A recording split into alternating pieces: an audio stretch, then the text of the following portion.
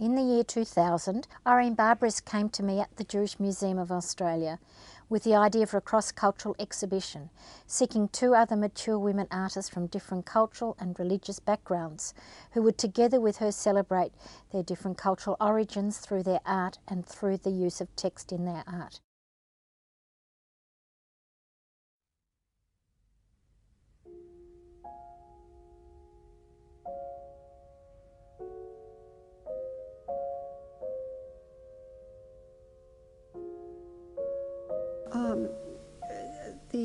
The summary of my work in this show, I really am interested in language as abstraction, as a kind of mantra, a kind of repetition that where you can see a pattern, where you can actually experience something visual first before you understand it as a word, a real word. I also want you to, or would like the viewer to experience the colors that I use in relationship to the words. In other words, in the show there is a word hibiscus in Hebrew, and I've repeated the word over and over again, and I want the viewer to have the experience of remembering or relating the color of the flower. The creative process behind my work has been a duration of 40 years. And I started working in language, specifically in Hebrew, in the early, mid-'80s. And it evolved into other languages. In this show, I'm presenting a group of work in different languages, as well as the plagues in Hebrew.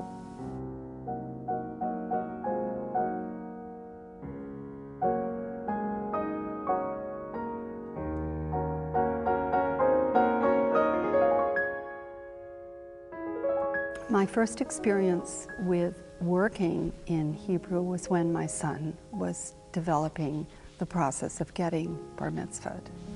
I wanted to present him with a book because I was very interested in his repetition and his chanting, and that in line goes with my work. I do a lot of repetition with simple forms, simple structures. So I presented a book of the alphabet to him, along with some of my abstract linear structures. And that sort of set off a development in Hebrew for me. I was interested in the letters, I was interested in words. Now, the relationship between my work and the other two artists in the show is that we reflect our differences. We blend and reflect. And I think what's interesting here is that this is an open forum for perhaps even contradictions and dialogue.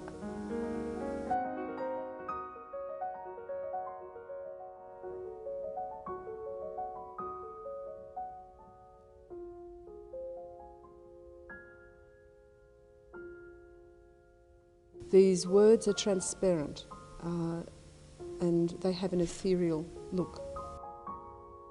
The transparency, when a light shines through it, creates a very interesting shape on the wall.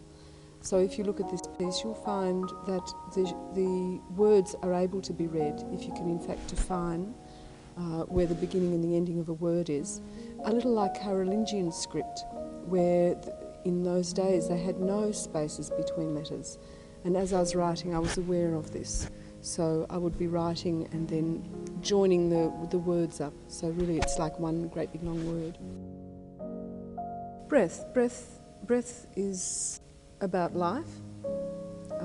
Breath is common to all mankind. Without breath, we don't exist in actual fact.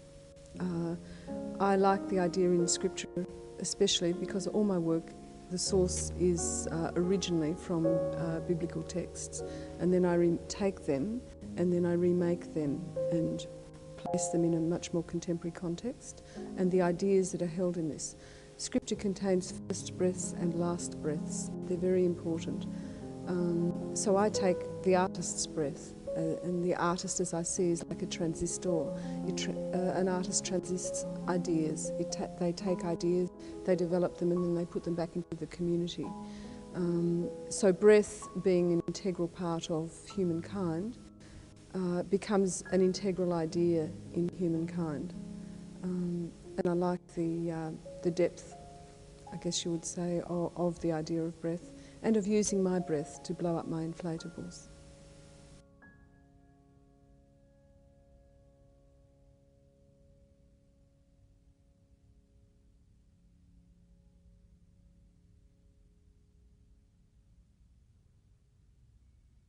I come originally from Iran.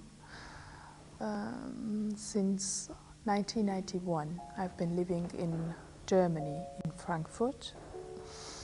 The works that I have done for this exhibition, one is the written carpet, that is the Farsi, that's the language of Iran, calligraphy on the floor coming up to the walls of the exhibition, in combination with the small ping-pong balls, all written, which are all over the floor. And another big work that's some kind of a big sack called Safari. Living in Germany, I got used to the German language, and it became my language of everyday communication with the other people. So my own language became, with the time, just as a memory, something that you know it is here in your mind, but not the way to communicate with the people.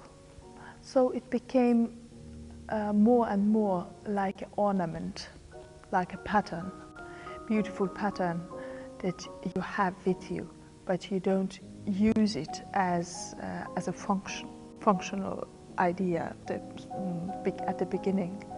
It was just communicating.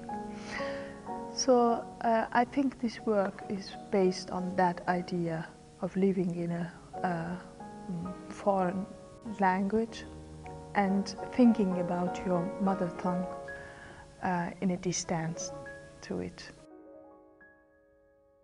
As I said, I come from Iran, and as I started to study art, it was just a few years after the revolution in Iran. It was a very tough time, and the influence of religion became more and more in the society. So I, not as I was living in Iran, but leaving after my studies to Germany, I started thinking more and more about my background and started working with the elements of my cultural background as religious texts, as the visual elements which are connected to the religious background of my culture. And you know, this, for example, the work Safari that I'm showing in this exhibition, it is made of traditional fabrics.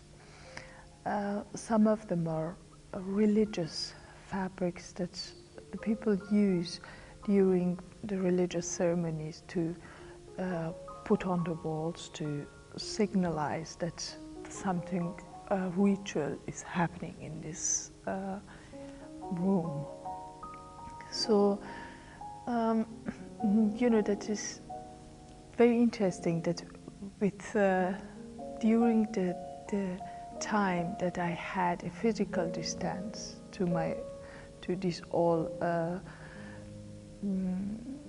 elements, visual elements, I started using them more and more in my work.